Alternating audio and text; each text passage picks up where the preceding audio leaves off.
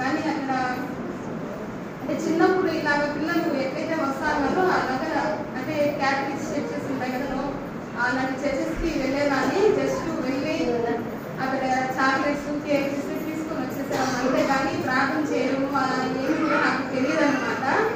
కానీ ఇంటర్లో ఉన్నప్పుడు ఒకసారి మా ఫ్రెండ్ ఇలాగ సంఘం అనమాట, ఆ అమ్మాయి నన్ను పిలిచింది.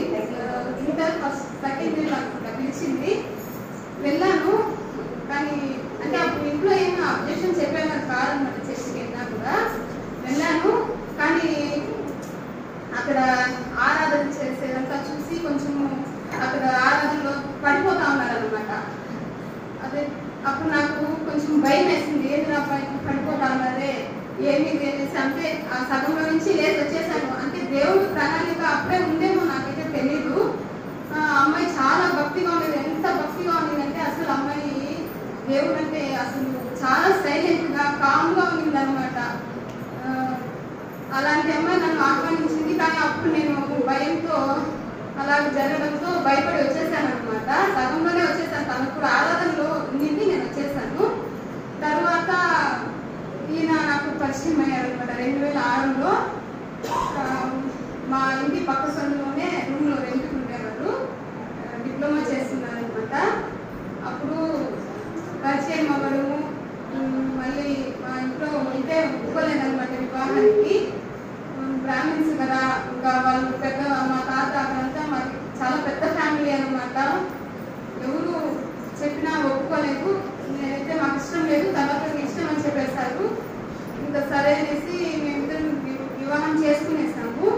2008లో ఇక్కడ గాజులమండి, తిరుపతిలోని గాజులమండి శివాలయంలో జరిగింది. వివాహం అయిన తర్వాత తనకైతే జాబ్ అయితే లేదనమాట. మా పెద్ద ఖర్చు వాళ్ళ షాప్లో నెలకి అసలు 1250 ఎంత వచ్చేది, అంతే 1000 రూపాయలు ఏమో వచ్చేదనమాట. వారానికి 4 వారాలు అంటే ఎక్కువగా పోయేవారు కాదనమాట. ఇంకా జాబ్ లేదు కదా, ఎలా పోషించాలనే ఉద్దేశంతో వెళ్తూ వచ్చేవారు. అలా వెళ్తూ వస్తున్నప్పుడు తనైతే నేను చర్చికి మా అత్త వాళ్ళందరూ వెళ్ళేవారు. నాకు వివాహం అయిన తర్వాత మా అత్త పూర్తిగా పూజలు చేయడం ఆపేశారు, అంతా నేనే చేసేదాన్ని. నేను మా చిన్నాడు కలిసి ఏ పండుగ వచ్చినా చేసేవాళ్ళము. చర్చికి వెళ్తా ఉన్నారు మా అత్త వాళ్ళు, వాళ్ళతో బాప్తిజం అయితే తీసుకోలేదు, అలా వెళ్తూ వచ్చేవాళ్ళు అనమాట. మా మామ నాకు ఒకసారి చెప్పారు, మా మామగారు నువ్వు వెళ్ళు ఏం పర్వాలేదు, చర్చికి వెళ్ళేది తప్పేం లేదు అనేసి అంటే, సరే నేను అలా ఏదో వెళ్తున్నానంటే వెళ్తూ వచ్చేదాన్ని. ఇంకే ప్రజెంట్ వేసుకుంటారు చెప్తారే బాడీ ప్రజెంట్ మైండ్ ఆబ్సెంట్ అని అలా వెళ్ళి కూర్చొని వచ్చేదాన్ని అంతే. కానీ ప్రార్థన తెలియదు నాకు, అసలు బయట వచ్చేదాన్ని కాదు, ఏమి చేసేదాన్ని కాదు. కాకపోతే ఇలా గుడికి కూడా వెళ్ళేదాన్ని అనమాట. గుడికి వెళ్ళే సందర్భంలో చాలా ఇబ్బందులు పడినాం. అసలు తనేమో నా కోసమే వచ్చేవారు అనమాట, కేవలం ఇంకా నన్ను ఇబ్బంది పెట్టకూడదు అనేసి మాత్రమే వచ్చేవారు అనమాట. ఇష్టంగా అయితే ఏదో వచ్చింది లేదు, తనకి ఒక రక్షణ లేదు. కానీ దేవుడు అంటే మాత్రం చాలా నమ్మేవారు, అంటే యేసు ప్రభుని చాలా నమ్మేవారు అనమాట. నాతో గుడికి వచ్చేవాళ్ళు. చాలా సార్లు నేను ఇబ్బంది పెట్టాను. అప్పుడు మాకైతే బైక్ లేదు, మా మామ బైక్ ఉండేది. కానీ ఆయన డ్యూటీకి వెళ్ళినప్పుడు మేము గురువారం సాయిబాబా ఉంటుంది రాయనగర్లో, అక్కడికి వెళ్తూ వస్తుంటే కానుకలు వేస్తాం కదా హారతిలో, అది తను వేయలేదనమాట, నాకు మాత్రం ఇచ్చాడు. మేమిద్దరు అప్పుడు నాకు కోపం వచ్చింది, నువ్వు చర్చికి పోతాను కదా అక్కడ మాత్రం నువ్వు వేస్తావే, ఇక్కడ వేయలేదనేసి నేను సైకిల్ ఉండి మేము అప్పటికి నేను ప్రెగ్నెంట్ అనుకుంటా, 3 months ఏమో ఉంటుంది, 3 months అంతే ఉంటుంది. సైకిల్ ఒకసారి అక్కడ దూకేశాను. నాకు నేను వేసాను కదా చర్చిలో వచ్చినప్పుడు, నువ్వు వేయాలి కదా అనేసి అప్పుడే మాకు చాలా గొడవలతో వెళ్ళేవాళ్ళం అనమాట గుడికి. కానీ ఎక్కడ మీరు రాను చెప్పకుండా నాకు సహకరిస్తూ నాతో పాటు వచ్చేవాళ్ళం అనమాట. చాలా ఇబ్బంది పెట్టాను నేనైతే మాత్రం నిజంగా. దేవుడి పరంగా అక్కడ అంటే ఇంకా అక్కడ అంటే నాకు తెలియదు కదా, అలా ఉండేదాన్ని అనమాట. మళ్ళీ కొన్ని రోజులకి ఏమైందంటే తను ఎగ్జామ్ రాశాడు. ఫస్ట్ టైం ఎగ్జామ్ రాసినప్పుడు 1.5 మార్కులు పోయింది తను. అప్పుడు ఎవరికి తెలియకుండా చెప్పే రాశాడు అందరికీ. సరే ఇంకా పోయింది కదా ఎందుకు వదిలేసి అనేసి ఒక ప్రొవిజన్ షాప్ పెట్టుకున్నాము. మా అత్త శేఖరణతో పాటు మాట్లాడి మాకు ఒక ప్రొవిజన్ షాప్ పెట్టించారు. అలా పెట్టాక అదే ప్రెగ్నెన్సీ ఆ టైంలోనే వచ్చింది నాకు, 2 years తర్వాత 2010లో. అదే సమయంలో ఈయన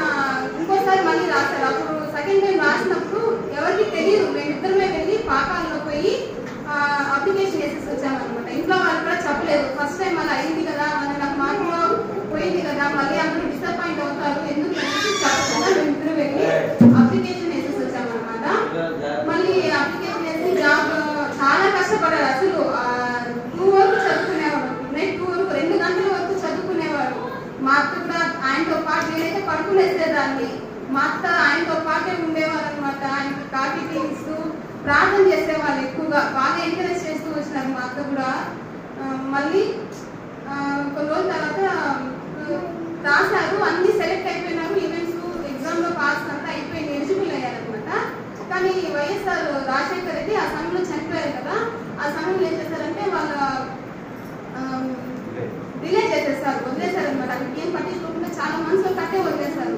అప్పుడు చాలా ఇబ్బంది పడినాము, అసలు ఏంటి ఫస్ట్ టైం అలా అయింది, సెకండ్ టైం ఇలా అయింది అనేసి. సరే ఇంక ఇది కాదనేసి మళ్ళీ ప్రొవిజన్ షాప్ పెట్టుకొని నడిపిస్తా ఉన్నాము. మళ్ళీ ప్రొవిజన్ షాప్ పెట్టుకొని నడిపించాక దీనికి మళ్ళీ వదిలారనమాట. అదే రిజల్ట్ అంతా వచ్చి మళ్ళీ ట్రైనింగ్కి వెళ్ళారనమాట. ట్రైనింగ్కి వెళ్ళిన సమయంలో బాబు పుట్టినాడు, అభిషేక్ పెద్ద బాబు పుట్టినాడు. దానికైతే అసలు చాలా ఇబ్బంది పడ్డాను. చిన్న బాబు 3 నెలలు 4 నెలలు, ఇంకా ఆ సమయంలోనే కదా వాళ్ళు అన్నీ బాగుంటాయి, వాళ్ళకి ఆటపాటలు చూసేది లేదే అనేసి. కానీ మనకి జాబ్ అనేది అది కదా మెయిన్, ఇది ఏముంది అనేసి ఎంతో కష్టంగా వెళ్ళారనమాట. వెళ్ళిన 3-4 నెలలు అయింటుంది అంతే. జూలైలో ఈ వర్షాకాల సమయంలో ఆగస్టు జూలై ఆ టైంలో హైదరాబాద్ ట్రైనింగ్లో పడిపోయారు అనమాట.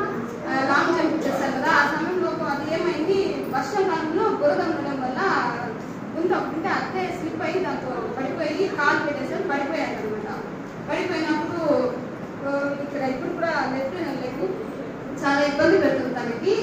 అక్కడ ప్లేస్లో ఏదైనా ఎక్కువసేపు నిల్చుకున్నా స్వెల్లింగ్ వచ్చేసింది, నిద్ర లేకపోయినా ఎక్కువ స్ట్రెయిన్ అయితే అలాగే అయిపోతుంది అనమాట. అలా ఉన్న సమయంలో ఆ రోజు ప్రార్థన చేస్తూ వచ్చినారు మా అత్త వాళ్ళందరూ. మా అత్త మళ్ళీ బాప్తిజం వాళ్ళందరూ తీసుకున్నారు, నిర్మలక్క వాళ్ళు, మా అత్త వాళ్ళు. మేమైతే తీసుకోలేదు. తను ప్రార్థన చేస్తూ నాకు చెప్పాడు అనమాట, ప్రార్థన చేయాలి. నాకు తెలియదు అప్పుడు ప్రార్థన చేసేది, వెళ్తా వస్తాను. కానీ ఒకసారిగా బ్రదర్ కూడా నాకు చర్చ్లో పరిచయం ఇచ్చేవారు అనమాట. బైబిల్ చదివేదాన్ని, ఏదో చిన్న చిన్న పాటలు అలా పాడేదాన్ని, కానీ ప్రార్థన అయితే అంతగా లేదు. సరే ఆ సమయంలో నాకు చాలా బాధేసింది, ఇంత కష్టపడినాము, ఇంత వచ్చింది అనేసి. నాకు తెలిసిన మాటలే ఏదైతే నాకు తెలుస్తుందో ఆ మాటలే దేవుని దగ్గర అడిగి ఏడుస్తూ అసలు ప్రేయర్ చేశాము. ఇంతవరకు నువ్వే తనకి తీసుకొచ్చినావు, ఈ ఉద్యోగం ఇచ్చింది మీరే కదా, దీన్ని మీరే నిలబెట్టాలనేసి నాకు తెలిసిన 2 మాటలే 2 నిమిషాలే చేశాను అనమాట. ఒకసారి సార్ వాళ్ళతో వెళ్ళినప్పుడు అది మీరైతే దానికి అన్ఫిట్ అవుతారు, ఏదైనా ఫ్రాక్చర్ అయినా దెబ్బ తగిలినా చేయలేరు అనేసి చెప్పారు అనమాట. డాక్టర్ రిపోర్ట్స్ దగ్గరికి వెళ్తే అదే మళ్ళీ సార్ వాళ్ళ దగ్గరికి వెళ్ళినప్పుడు మాత్రం రిపోర్ట్ అలాగే కూడా ఈయనకి ఫేవర్గా వచ్చింది. ఒకవేళ సార్ వాళ్ళు కూడా ఉండింటే అప్పుడు పంపించేసేవారు అనమాట. నీకు అన్ఫిట్, నువ్వు చేయలేవు, పరిగెత్తలేవు, ఇంకా అప్పుడే వెళ్ళారు, ట్రైనింగ్ 3 నెలలు అయింటుంది అప్పుడే, ఇంకా చేయలేరు అనేసి రిటర్న్ పంపించేసేవాళ్ళు అనమాట.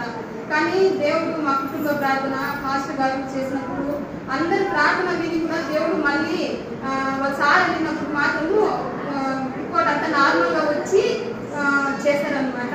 నిజంగా దేవునికి అందుని బట్టి వందనాలు చెల్లిస్తున్నాను. ఈరోజు ఇక్కడ ఉద్యోగం వచ్చి మేము స్థితిలో ఉన్నామంటే దానికి కేవలం యేసయ్య మాత్రమే అని నేను నమ్ముతా ఉన్నాను. మళ్ళీ ఇలా జరుగుతున్న తర్వాత మేము రక్షణ పొందాలనేసి అయితే బ్రదర్ గారు నవంబర్లో అనౌన్స్ చేశారనమాట. ఎవరన్నా రక్షణ అదే బాప్తిజం తీసుకునే వాళ్ళు ఎవరన్నా ఉంటే చెప్పమని చెప్పినప్పుడు అప్పుడు నేను చిన్న బాబుకి 9th మంత్ ప్రెగ్నెంట్ అనమాట.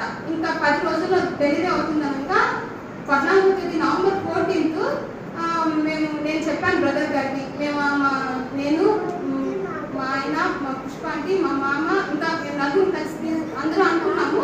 సరే అప్పుడు పేరు చెప్పినప్పుడు నా పేరు చెప్పినప్పుడు బ్రదర్ గారు అయితే కొంచెం అదే సందేహించారు. 9th మంత్ ఇంకా 10 రోజుల్లో డెలివరీ అంటే ఎలా అనేసి. కానీ ధైర్యం చెప్పి అన్ని సహకరించారనమాట. మా కుటుంబంలో అందరూ కూడా సహకరించారు. మేము 2012 నవంబర్ 14th బాప్తిజం తీసుకున్నాము. ఇంకా 24th వచ్చి మా చిన్న బాబు పుట్టినారు. అంటే 10 days గ్యాప్ అనమాట. 9th మంత్ లాస్ట్ అనమాట. ఇంకా రాయల్ చెరువులో బాప్తిజం తీసుకున్నాము. రాయల్ చెరువుకి వెళ్ళినప్పుడంతా నాకు అనిపిస్తుంది, ఆ స్టెప్స్ చూస్తా ఉంటే అసలు అప్పుడు నేను ఎట్లా దిగినానో నాకైతే తెలియదు. 9th మంత్ ఇంకా 10 రోజుల డెలివరీ అంటే ఎలా ఉంటారో మీకు అందరికీ తెలుసు. అలాంటి సమయంలో నేను ఇప్పుడు వెళ్ళినప్పుడు ప్రతిసారి కూడా నేను చూసాను అనమాట. ఎవరు రక్షణ పొందిన అక్కడికి వెళ్ళినప్పుడంతా ఈ మెట్లు నేను ఎలా దిగగలిగాను, ఎలా ఎక్కగలిగానంటే కేవలం ఆ రోజు దేవుడే నన్ను నడిపించినాడు. అక్కడ దేవుడి ప్రణాళిక నా పట్ల ఉంది కనుక దేవుడు ఆ కార్యాన్ని జరిగించినాడు అనేసి నేను నమ్ముతా ఉన్నాను. ఒకవేళ డెలివరీ అయినాక ఒక 3 నెలలకు 6 నెలలకు మళ్ళీ తీసుకుందామని అనుకుంటే ఒక 6 నెలల వరకు మనం అలా చేయలేము కదా, నీళ్ళలో మునిగి అలా చేద్దామని అనుకుంటే అప్పటికి మనసు రక్షణ ఇచ్చినారు. నిజంగా దేవుడు చేసిన కార్యాన్ని బట్టి నేనున్న పరిస్థితుల్లో అక్కడ రక్షణ పొందడం అంటే నాకు అసలు ఇప్పుడు చాలా ఆశ్చర్యంగానే ఉంటుంది. నిజంగా దేవుడు మా పట్ల ఎంతగానో ప్రణాళిక కలిగి ఉన్నారనేసి నేను నమ్ముతాను. ఇంకొకటి ఏంటంటే ఇలా ప్రేమ వివాహం చేసుకొని లోకంలో మీకు అందరికీ తెలుసు ఎలా ఉన్నారో, చేసుకున్న కొన్ని రోజులకి ఏదో మామూలుగా అరేంజ్ మ్యారేజెస్ లోనే ఎన్నో మనస్పర్ధలు వచ్చి విడిపోవడం అనేది చాలా జరుగుతూ ఉన్నాయి. కానీ 2008లో ఇప్పటి వరకు కూడా మాకు ఎలాంటి అసలు ఏదో చిన్న చిన్నవి వచ్చినాయి, కానీ దేవుడు వాటన్నిటిని తప్పించి ఈరోజు మమ్మల్ని ఈ విధంగా కుటుంబంగా నిలబెట్టినారంటే అది కేవలం దేవుడు మాత్రమే చేయగలిగారు. అందుని బట్టి దేవుడికి కొట్టాలి వందనాలు, స్తుతులు, స్తోత్రాలు చెల్లిస్తున్నాను. మా రక్షణ కొరకు నిజంగా బ్రదర్ గారు ఎంతగానో పాటుపడ్డారు, ఎప్పుడు ప్రార్థన చేసేవారు.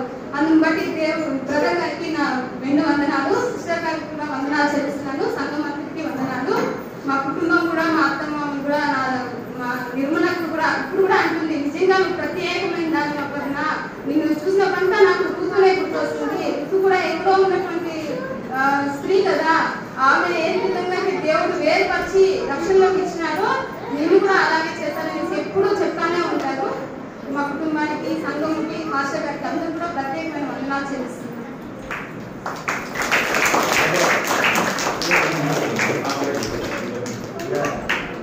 ఖచ్చితంగా మీరు 2 మాటలు చెప్పాలి కదా.